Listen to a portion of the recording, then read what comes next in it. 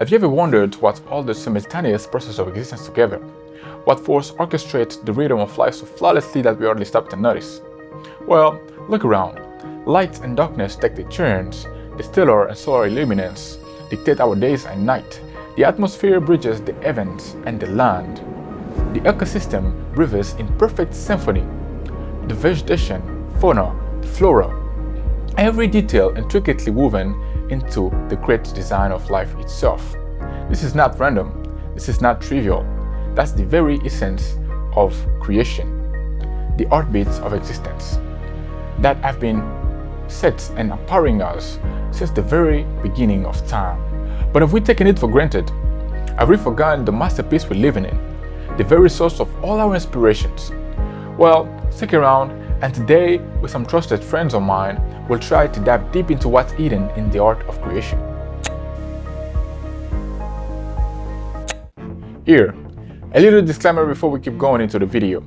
Everything mentioned have been generally taken from the two first chapters of the book of Genesis in the Bible.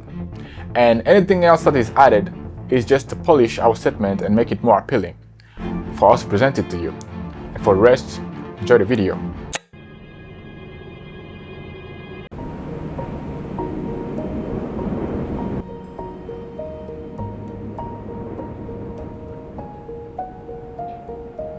In verse 3, chapter 1 of Genesis, God declares, "Let there be light." This light comes to differentiate between the genuine and the false. And then we have daylight and nighttime that embodies the principle of the survival of the fittest. During the night, you get to dream, you get to conceive strategies. And then during the day, and it's a moment of where birth happens, where transformations happen. Without this light, God cannot really begin making this masterpiece that we all know, that we see around us. The second day might not seem the most significant, but this is when God created the atmosphere that contains the air that we are breathing. When we examine how the Bible presents this, we can see that in the beginning God separated water from water. In Genesis chapter 1 verse 6, the Bible is showing us that in the beginning water was a single mass that God separated or divided. And this shows us the creative power of God in taking what was unified and giving it a structure.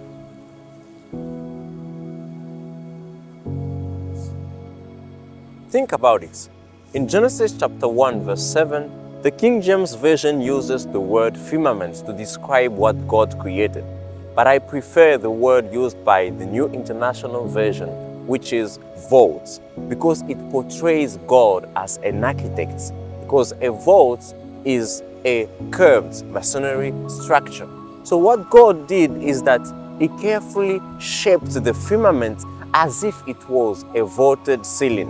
And He did not only stop there, He also decorated it with purpose and beauty.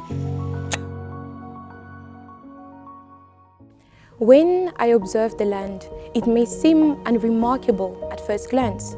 But if only one could look beyond its surface, what seem insignificant holds natural resources capable of enriching countries, nations, and also provide fresh water.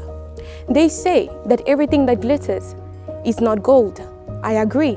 Yet everything that is covered in dust is not necessarily valueless. The Bible teaches us one thing, or rather, it asks a question. Nature, doesn't she teach you? Something that I learned while meditating on the land is that never judge a book by its cover. Just because something is not visually appealing does not mean it's worthless. Vegetation, isn't she a remarkable teacher? A mustard seed, the smallest seed in the world, but grows into a grand tree. When we admire the beauties of the leaves, when we admire the beauties of the flowers or even the tree in the spring or the falling leaves in autumn, we need to sit down, pause for a second and appreciate the cycles of rebirth and transformation. Patience displayed by nature is such a powerful lesson to teach us. the flowers, the trees endures the harshness of the winters, believing that spring will eventually come forth. This is a reminder for you and me that we need to thrive in this ever-changing world and also waiting on God's time.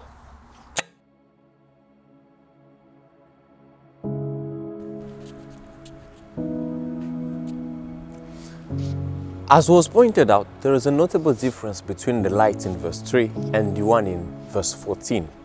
But what I truly love about this passage is that it reveals God as a planner.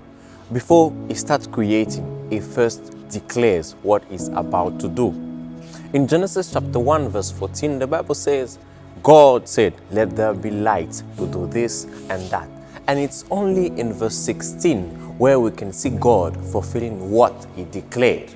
But I love how the Shuraki version puts it. The Bible says, Elohim said, chandeliers will be on the ceiling of the skies to separate the day from the night.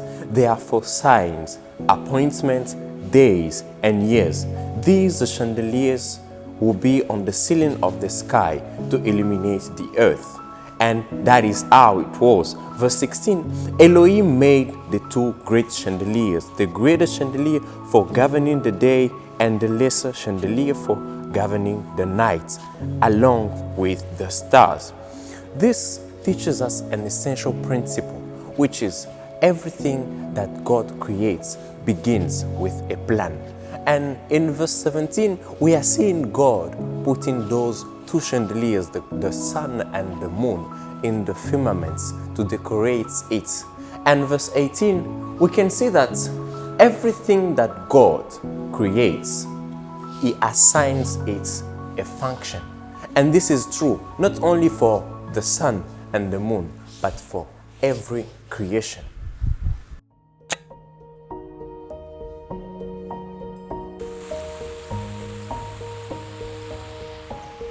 Water. Water is a remarkable element, essential to life and symbolize purity and renewal. It flows in rivers, makes the waterfalls, and swells in oceans, creating a huge network that sustains life and nourishes all living beings.